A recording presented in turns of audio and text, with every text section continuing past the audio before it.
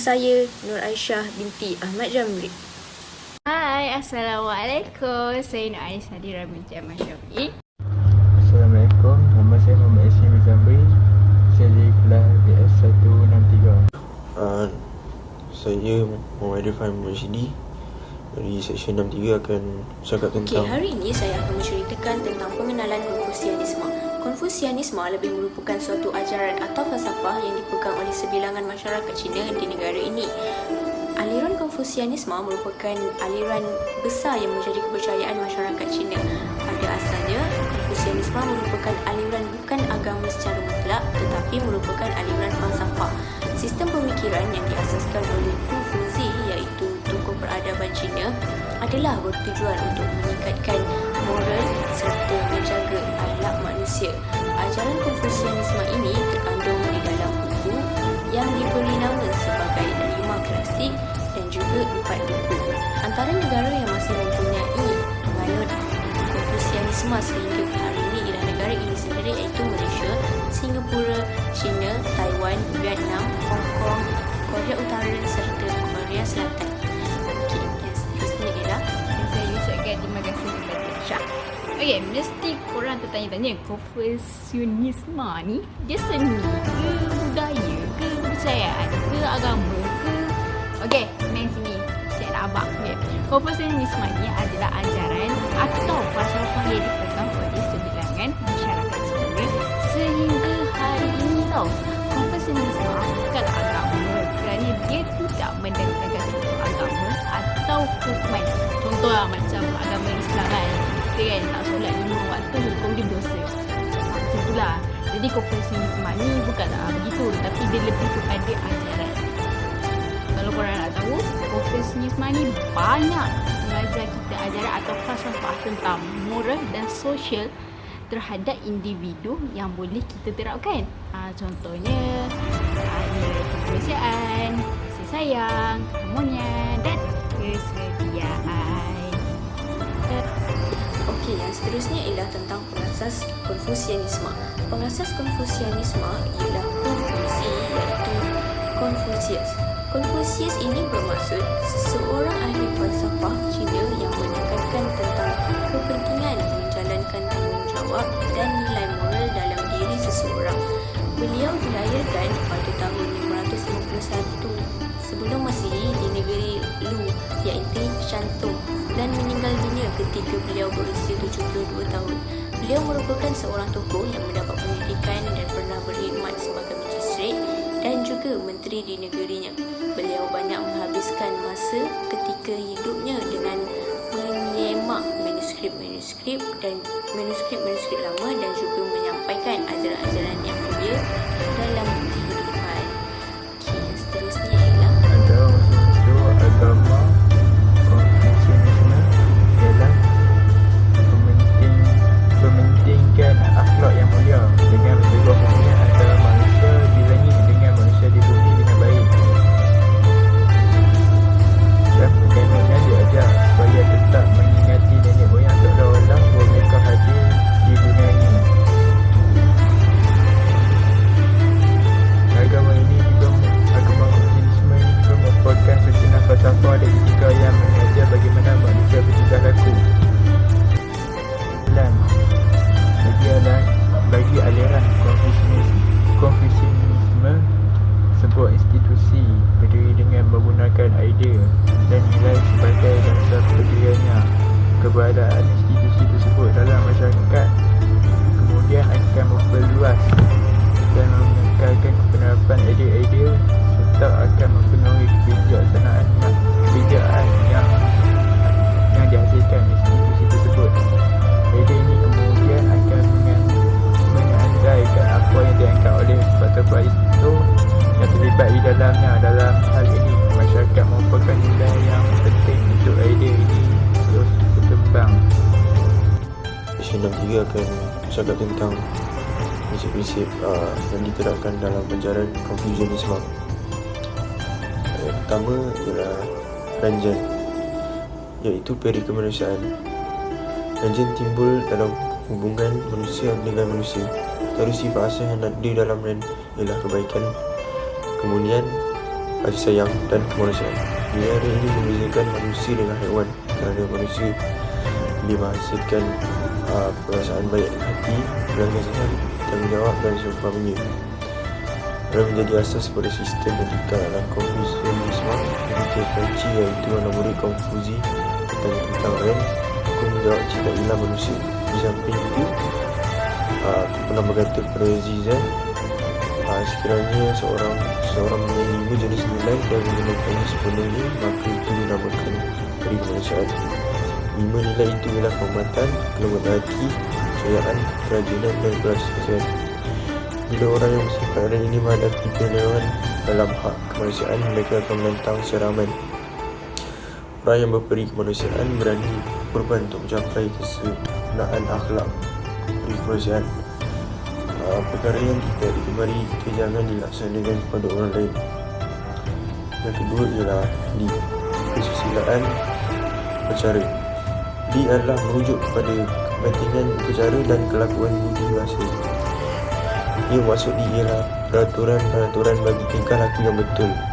Li juga adalah salah satu set nilai-nilai yang diajarkan oleh orang-orang terdahulu bagi menghasilkan masyarakat yang teratur dan harmoni. Menurut hukum, ia adalah kayu ukur teragung bagi semua perkara politik, sosial dan individu. Ia bermaksud kesopanan, budi pekerti dan pelaksanaan upacara-upacara. Bagiku, segala sesuatu yang berhubung antara manusia dan manusia yang lain seharus diatur menurut Li. Pentingnya sikap Li ini digambarkan dengan gambaran bahawa setiap manusia harus dianggap sebagai seorang tamu yang sangat penting. Oleh itu, manusia harus bertindak berbudi bahasa tanpa mengira dari peringkat apa seseorang itu. Aku berkata hormat tanpa mengenal kesusilaan adalah meru akan pekerjaan yang sia-sia. Pada hati tanpa kesusilaan akan menimbulkan perasaan serba takut. Keberanian tanpa kesusilaan akan menimbulkan kecelakaan. Kejujuran tanpa kesusilaan akan melengkapkan hati orang lain. Ketiga ialah Yi, keadilan. Yi dimaksudkan sebagai menjunjung tinggi kebenaran, keadilan, kewajipan dan kekuatan. Menurut Feng Yulan, Yi berarti keadaan yang seharusnya terjadi tanpa syarat. Seorang mempunyai perkara serta tugas tertentu yang seharusnya dilakukan dan ia sudut etika. Ia merupakan hal yang harus dilaksanakan kerana kebenaran. Raja hendaklah bersifat seperti raja, pembesar hendaklah bersikap seperti pembesar, ayah hendaklah bersikap seperti ayah, dan anak hendaklah bersikap seperti anak. Yang keempat ialah Zi, kebijaksanaan. Zi secara literal bermaksud kearifan atau kebijaksanaan, kecerdasan atau kepandaian. Okey. Apakah dimaksudkan dengan konsep Yin dan Yang? Teji itu merupakan simbol tradisional yang mewakili Yin dan Yang. Kalau korang nak tahu lah kan, konsep Yin dan Yang ni menyebut bahawa semua benda dalam dunia ni merupakan unsur positif iaitu Yin, manakala unsur aktif pula ialah Yang. Dalam masyarakat Cina, gabungan ini dipercayai membawa keamanan dan keharmonian. Konsep ini menjadi teras kepada amalan masyarakat Cina sehinggalah pada hari ini. Menurut teori, Yin merupakan kuasa negatif alam seperti sejuk, bulan dan lautan. Yin melambangkan sifat-sifat gelap, lemah dan bersih. Manakala Yang pula merupakan kuasa positif alam seperti panas matahari, bumi dan kering yang melambangkan kebijaksanaan, kekuatan dan seorang kepiawaian. Ajaran Konfusianisme iaitu Junchen, Fuqi, Fuzi, Xiong, Li Pengyu. Dalam ajaran Konfusianisme, teori 5 hubungan dianggap asas atau panduan kepada sesuatu hubungan yang akan membawa kepada kebahagiaan keluarga dan seterusnya, menyumbang kepada kestabilan dan keharmonian sesebuah negara.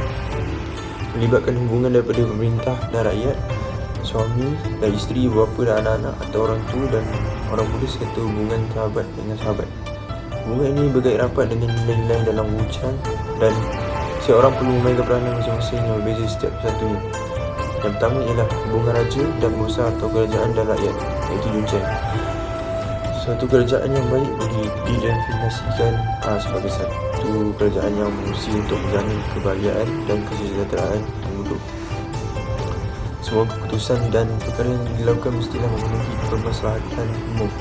bersikap lemah lembut terhadap rakyat negaranya dan rakyat negara-negara lain yang tertinggal di negerinya, mewujudkan hubungan yang baik serta kemakmuran di antara gubernur-gubernur daerah serta masyarakat awam.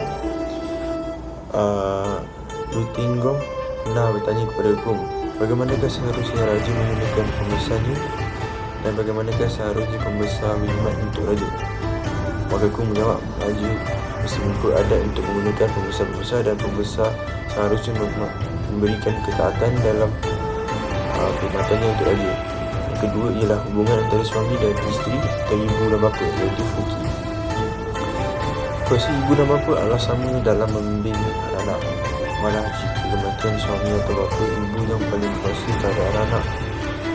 Bagi hubungan suami dan isteri dalam masyarakat Cina pula, kedudukan isteri diletakkan lebih rendah daripada suami, iaitu seorang isteri mestilah taat dan patuh terhadap suami.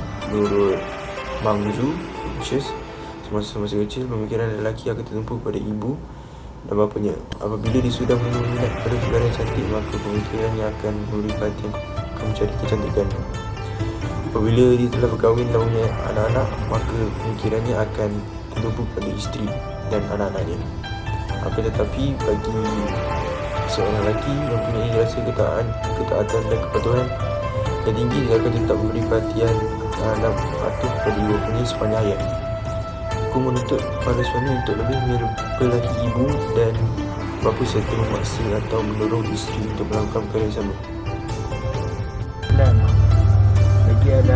bagi aliran Konfusianisme, sebuah institusi berdiri dengan menggunakan idea dan nilai sebagai dasar pendiriannya. Keberadaan institusi tersebut dalam masyarakat kemudian akan memperluas dan mengekalkan penerapan idea-idea serta akan mempengaruhi kebijaksanaan yang dihasilkan institusi tersebut. Idea ini kemudian akan mengandaikan apa yang dianggap oleh faktor itu yang terlibat di dalamnya. Dalam hal ini, masyarakat merupakan nilai yang penting untuk idea ini untuk berkembang. Saya ucapkan terima kasih. Itu sahaja daripada kumpulan saya. Jika ada sumur di ladang, boleh kita menumpang mandi. Jika ada umur yang panjang, boleh kita berjumpa lagi. Sekian, terima kasih daripada saya, Nur Aisyah binti Ahmad Jamri.